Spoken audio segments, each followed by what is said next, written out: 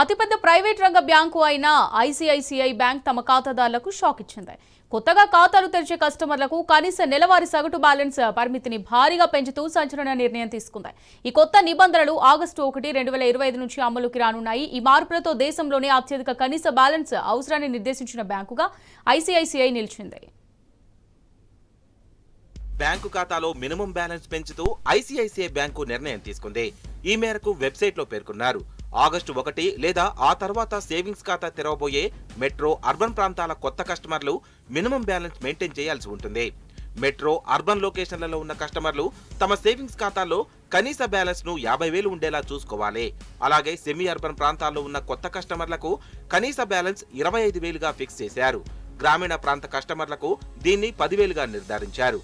అయితే rural, semi urban ప్రాంతాల్లో ఉన్న పాత కస్టమర్లకు కనీస బ్యాలెన్స్ 5,000గా ఉంది. కనీస బ్యాలెన్స్ మెయింటైన్ చేయని వారు 6% ఫైన్ కట్టాల్సి ఉంటుందని బ్యాంకు తెలిపింది. ప్రస్తుతం ఇతర బ్యాంకులు పొదుపు ఖాతాలపై అనుసరిస్తున్న మినిమం బ్యాలెన్స్ నిబంధనల్లో ఇదే అత్యధికం. ఐసిఐసిఐ పొదుపు ఖాతాల్లో కనీస నగదు నిల్వలపై తీసుకున్న నిర్ణయాన్ని ఆర్థిక నిపుణులు తప్పుపడుతున్నారు. ఉన్నత స్థాయి వ్యక్తులను ఆకర్షించే ప్రయత్నంలో భాగంగా ఈ నిర్ణయం తీసుకున్నట్లు చెబుతున్నారు. ఈ నిర్ణయం ఖాతాదారులకు భారంగా మారుతుందంటున్నారు. ముఖ్యంగా మధ్యతరగతి వారికి ఐసిఐసిఐ బ్యాంకులో ఖాతా తెరవాలంటేనే కష్టమని అటు రాబోయే రోజుల్లో అన్ని బ్యాంకులు దీన్ని ఫాలో అయితే ఖాతాదారులకు కష్టమేనని చెప్తున్నారు. ఇదే నిర్ణయం తీసుకునే అవకాశం ఉంటుందని తప్పుపడుతున్నారు. ఈ కారణంగానే ప్రస్తుత తరుణంలో ప్రైవేట్ బ్యాంకింగ్ దిగ్గజాల్లో ఒకటైన ఐసిఐసిఐ బ్యాంకు కొత్త ఖాతాదారులకు గట్టి షాక్ ఇవ్వడం సరికాదంటున్నారు. ఐసిఐసిఐ నిర్ణయం సామాన్యులకు భారంగా మారుతుందని చెప్తున్నారు.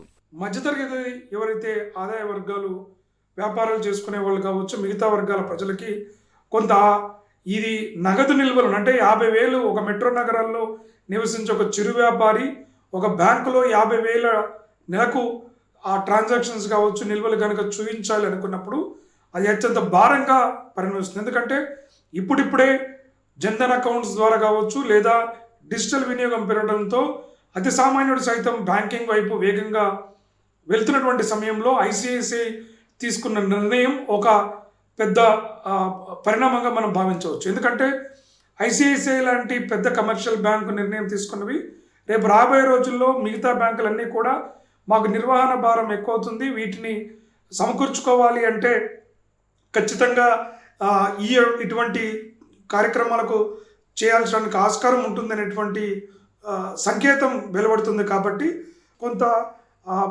మధ్యతరగతి ప్రజలకి ఇబ్బందికరమైనటువంటి పరిస్థితులు కనబడుతున్నాయి. అటు ఐసిఐసిఐ బ్యాంకు తీసుకొచ్చిన కొత్త నిబంధనలతో ఖాతాదారులు షాక్ తిన్నారు.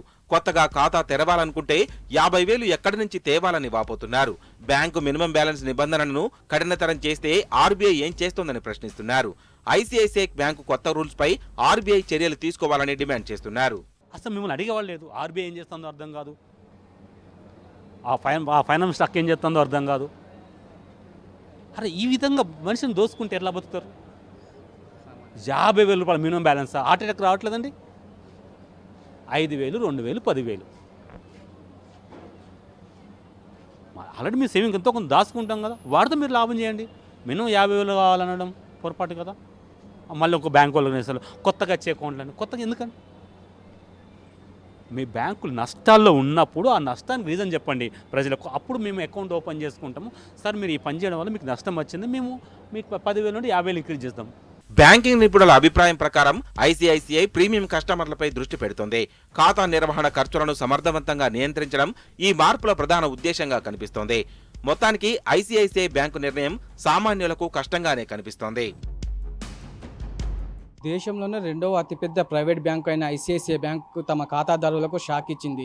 ఏదైతే మినిమం యావరేజ్ బ్యాలెన్స్ 50,000 ఉండాల్సిందని స్పష్టం చేసింది. ఏదైతే మెట్రో ప్రధాన నగరాల్లో ఉన్న ఖాతాదారులకు 50,000, అలాగే పట్టణాల్లో ఉన్న ఖాతాదారులకు 25,000, గ్రామీణ ప్రాంతదారులకు 10,000 ఉండాల్సిందని స్పష్టం చేసింది. ఈ నిర్ణయం ఆగస్టు 1 నుంచి అమల్లోకి వచ్చిందని ఐసిఐసిఐ బ్యాంక్ తెలిపింది. ఏదైతే ఐసిఐసిఐ బ్యాంక్ తీసుకున్న నిర్ణయం పట్ల ఐసిఐసిఐ బ్యాంక్ వినియోగదారులు మండిపడుతున్నారు. ఈ నిర్ణయాన్ని వెంటనే వెనక్కి తీసుకోవాలని కోరుతున్నారు. వీడియో జర్నలిస్ట్ రవితో యాసర్, టీ న్యూస్, హైదరాబాద్.